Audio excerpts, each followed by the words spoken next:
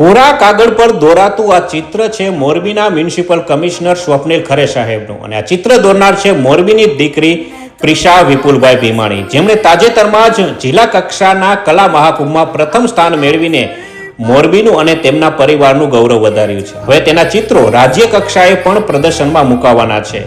ત્યારે તાજેતરમાં જ તેમને મોરબીના મ્યુનિસિપલ કમિશનરની રૂબરૂ મુલાકાત લીધી. આ મુલાકાતનું કારણ હતું કે પ્રિશા દ્વારા તૈયાર કરાયેલું પેન્સિલ આર્ટ વર્ક જે મ્યુનિસિપલ કમિશનરનું ચિત્ર હતું તે તેમને ભેટ સ્વરૂપે આપવાનું હતું.